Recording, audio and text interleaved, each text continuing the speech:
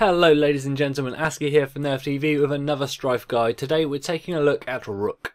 Rook is a ranged carry with some fantastic movement potential, great initiation and finishing. He's strong in lane and builds well into a glass cannon that survives based on his ability to move in and out of combat quickly. He relies heavily on snowballing in the mid game, which results in him being one of the most effective heroes in the late game. Take wing, my allies.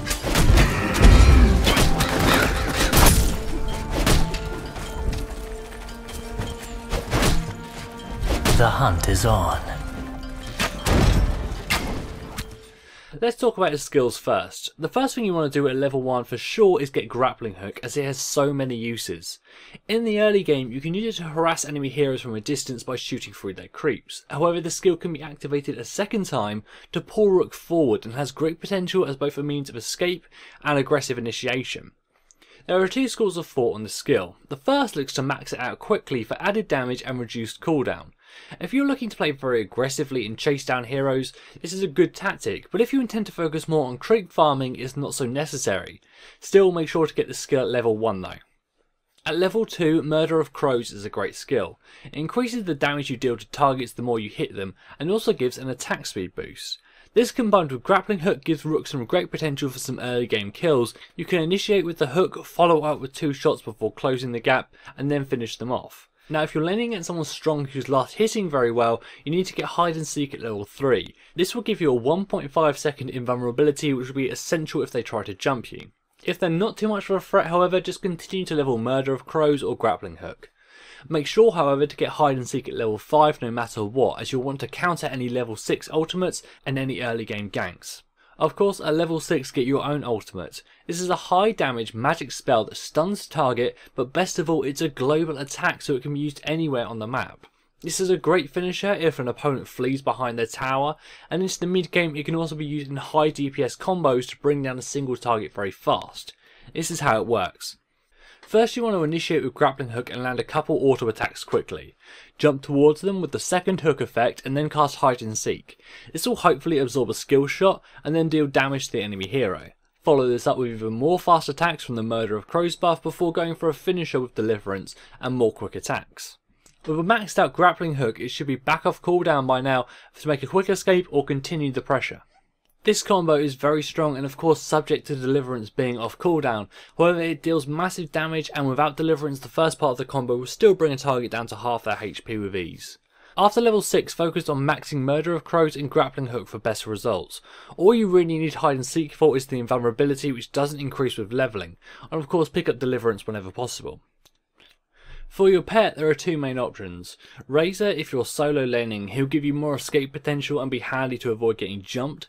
However, if you're with a partner, Luster will get you more gold and your Grappling Hook will be more than enough to escape, as you won't be getting ganked so hard.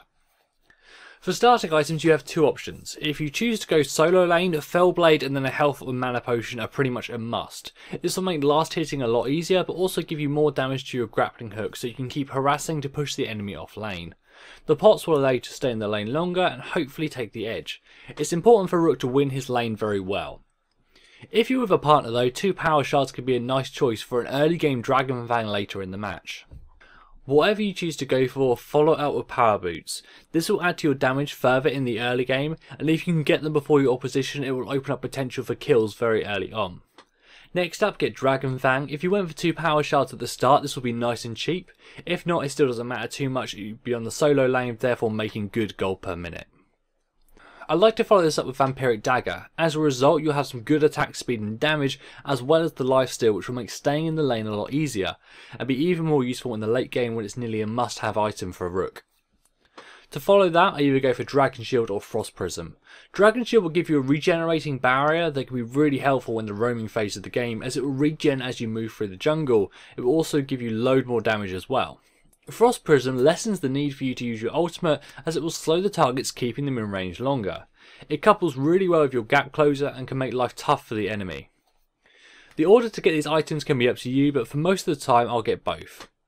Finish out the build with Power Conduit. This will add a huge amount to your damage, and if you have a custom built one it will be even more devastating. During the early game, focusing heavily on ensuring last hits as a ranged character is not too hard. If you choose to go down the solo lane, be prepared to dash away at any time. If you're against two foes, keep your grappling hook ready. You don't want to harass too much. Without the hook to escape, you can be quite vulnerable. As the mid game begins, you should generally choose to stick to your lane, hopefully winning it, and then you can take down their tower. Leveling your Q up hard will give you the escape you need to avoid any ganks, and the power boots will also help. At this stage in the game, Rook can be quite strong by combining the combination I discussed before, so if you can wear a hero down a little bit, you can easily follow that with the combo for a quick kill. However, if you're losing as you go into the mid game, you're going to need some help. Team up with your allies, hit Baldir and the towers to pick up any ganks you can. Rook needs to snowball very hard in the mid game to afford his glass cannon build, and if you lost your lane, you're going to struggle. Into the late game, make sure to push with your team and pick up Baldir and Sindara as often as you can. You should be able to bring down their damage dealers quite fast at this point. Just watch out for any melee characters that they will now be focusing heavily on you, especially assassins. Your DPS against buildings should be brilliant, so you can get those generators down very fast, and the money should help you round out your build. Don't go anywhere alone as you're still a glass cannon and will go down very fast if caught off guard. Use your grappling hook to move through the walls and travel across the map fast, and make sure your dragon shield is up before initiating any team fights wherever possible. So that is our Rook guide and basic build. Stay tuned for more Strife guides and videos, but for now I've been ASCII here for Nerf TV. Thank you for watching.